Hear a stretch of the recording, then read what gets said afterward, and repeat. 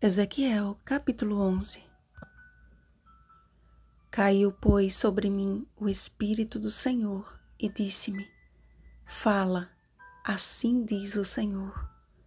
Assim tendes dito, ó casa de Israel, porque quanto às coisas que vos surgem à mente, eu as conheço. Versículo 5. Há poucos dias fiquei sabendo do falecimento de um pastor muito querido, que mesmo depois de jubilado, possuía um lindo ministério de evangelismo. Provavelmente, ele nem lembrasse de mim e de minha família, mas ao saber do ocorrido, ficamos muito tristes e meu filho mais velho logo lembrou.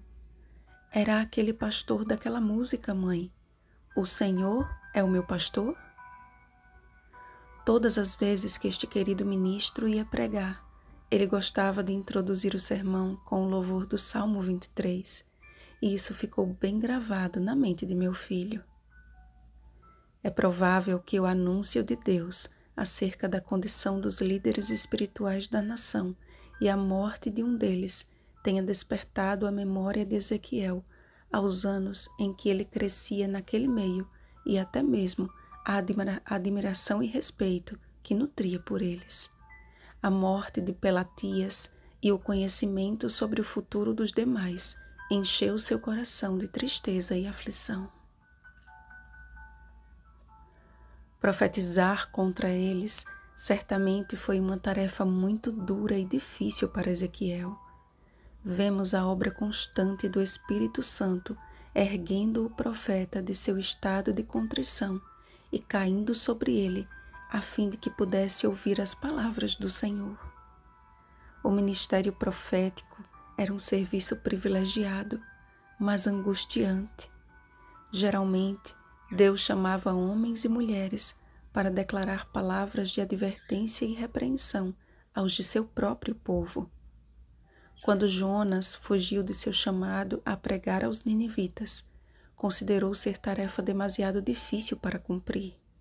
Contudo, eu creio que não exista tarefa mais desafiadora do que a que deva ser realizada aos de casa.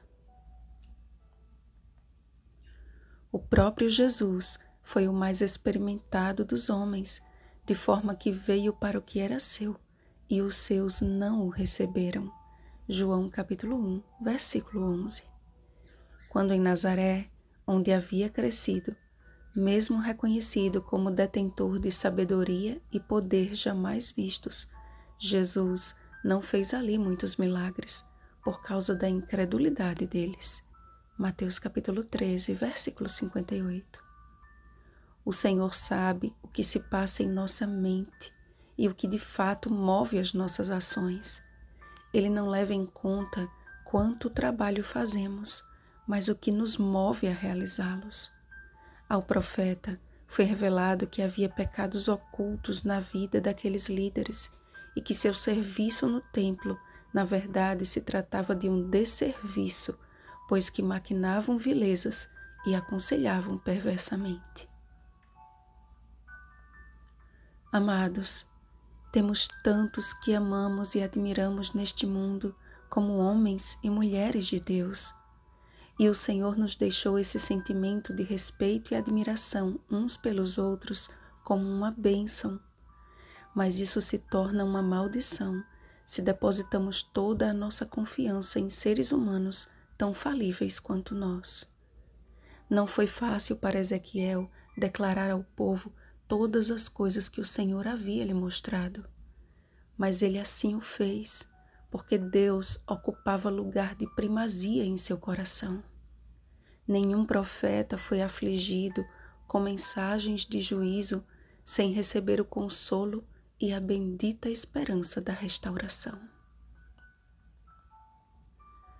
Ainda que as estrelas mais brilhantes percam a sua luz, precisamos manter os nossos olhos naquele que é a luz do mundo. João capítulo 8, versículo 12. Jesus Cristo, o sol da justiça, incide seus raios de fé e de amor, esperando que nos coloquemos em lugar de recebê-los. Muitos que um dia estiveram sob sua santa incidência têm se colocado sob a sombra de seus pecados ocultos, até que estes os lancem no abismo onde nenhuma luz há.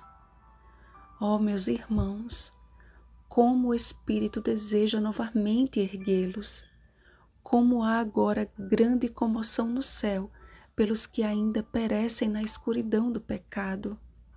Olhemos para Jesus, olhemos para a luz do mundo. E por mais difícil que possamos considerar a nossa missão nesses últimos dias, somos testemunhas de Jesus com um único e claro objetivo: buscar e salvar o perdido. Lucas capítulo 19, versículo 10. Cumpra-se na Igreja de Deus hoje as palavras do Senhor.